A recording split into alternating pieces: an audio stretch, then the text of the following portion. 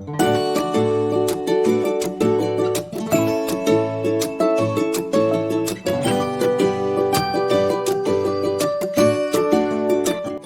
Everyone, welcome to the next part of Vat Savitri पूजा।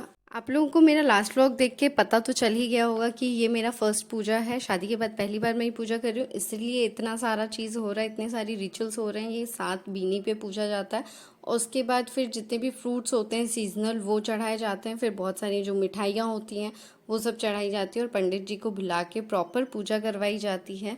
तो वही मेरा हो रहा है, पूरा पूजा हो रही थी और बहुत गर्मी थी उस दिन। तो भाई सच में बहुत ही परेशान हो गए थे गर्मी की वजह से, बट बहुत इन्जॉय किया। बहुत सारी चीज़ें नई नई थी मेरे लिए, सारी चीज़ ही एक्चुअल नई थी मेरे लिए। और पूजा वूजा की बहुत अच्छे से।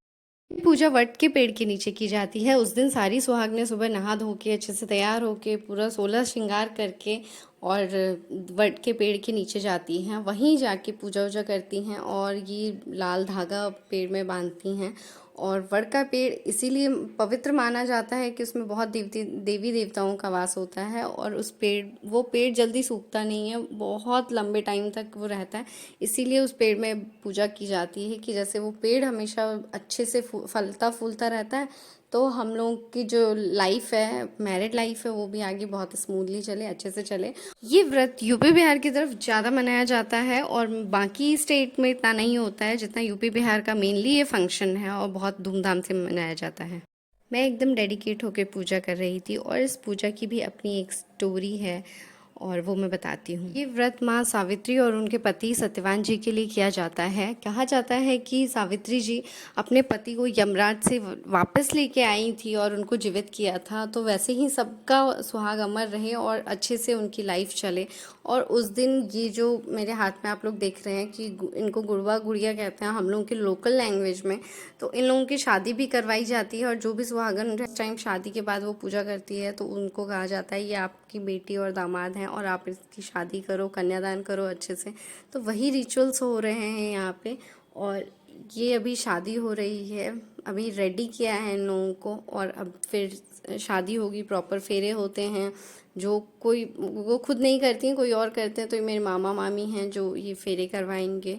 और जैसे अब शादी में होता है वैसे ही पूरा प्रॉपर हो रहा है, फेरे हम लोग के ऐसे ही होते हैं। तो फेरे के टाइम हाथ में लावा देता है वही चल रहा है और पूरे 7 फेरे होते हैं तो वही चल रहे हैं फेरे। और फिर उसके बाद ये सिंदूर देने के लिए तैयार किया जा रहा है कि सिंदूर दान भी होता है, तो ये अब सिंदूर डलेगा। और ये फाइनली सिंदूरदान स्टार्ट हो गया और फाइनली शादी हो गई। और यही चल रहा था। फिर सब जो भी जितने भी लोग थे वहाँ सब लोगों ने चुमाया, शादी की। उसके बाद मैंने फिर मूली बांधा वड़ के पेड़ में। और फिर पूरे 7 बार बांधते हैं, पूरा 7 बार राउंड लगा के पूरा बांधना पड़ता है, तो 7 बार बांधा। उसके बाद मैंने ये फिर हम मतलब धागा बांधने के बाद फिर गले भी लगाना होता है, तो मैंने ऐसे दूर था काफ़ी तो ऐसे लगाया। उसके बाद पूजा कंप्लीट हो गई तो मैं डांस भी करने लग गई थी वहाँ पे। और फिर थोड़ा थोड़ा कुछ कुछ रहा था तो फिर मामी करवाई थी और ऐसी रही मेरी पूजा। बहुत मज़ा आया मुझे और सच में बहुत एकदम अलग एक्सपीरियंस होती है ये सब चीज़ें जो शादी के बाद होती है ना, बहुत अलग एक्सपीरियंस होता है लाइफ का। तो मेरे साथ यही सब हुआ और बहुत अच्छा लगा। बट एक चीज़ था कि उस दिन मेरे हस्बैंड नहीं आए थे तो मैं थोड़ा सैड थी कि वो आते तो मुझे और अच्छा लगता। बट कोई नहीं, नेक्स्ट डे वो आए थे और आगे आप लोग देखेंगे कि फिर क्या होता है। और thank you so much for watching. ऐसे ही मेरी वीडियोस देखने के लिए चैनल को, वीडियो को लाइक कीजिए, शेयर कीजिए, सब्सक्राइब कीजिए। और बिहार की बहुत सारी चीज़ें मैं आप लोगों के साथ और शेयर करूँगी जो हम लोगों के यहाँ पे रिचुअल्स होते हैं। पूजा वूजा कंप्लीट होने के बाद लास्ट में क्या होता है कि ये जो बीनी है एक खुद रखते हैं और बाकी जो है 6 वो सारे बांट देते हैं। जितनी भी सुहागन औरतें होती हैं सब में बांट दिया जाता है ये, और बहुत अच्छा होता है इसलिए सब बांट देते हैं। सुहाग की चीज़ें जितनी बांटे उतनी अच्छी होती है। तो ये सब बांटने के बाद फिर एक जल लेते हैं और वो बीनी जो होता है जो खुद रखते हैं उससे जो बड़का पेड़ है उसमें जल डालते हैं एक हाथ से और एक हाथ से होंकते हैं। और ये सेम चीज़ अपने हस्बैंड के लिए भी करते हैं, घर आके उनके ऊपर भी करते हैं। एक हाथ से उनका पैर धोते हैं और एक हाथ से उनको मतलब हवा करते हैं ताकि वो ठंडे रहे, शांत रहें। पूजा कंप्लीट करने के बाद हम लोग सारे लोग वहाँ से मंदिर से निकल के आ गए घर।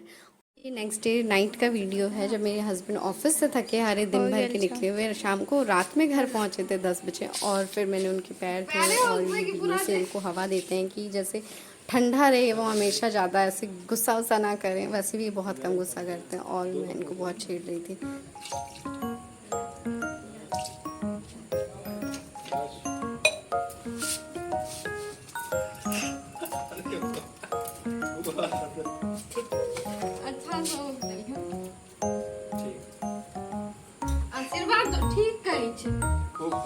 मज़ेदार वीडियोस के लिए बने रहिए इस चैनल के साथ। तो मिलती हूँ नेक्स्ट व्लॉग में, तब तक के लिए tata bye bye, take care.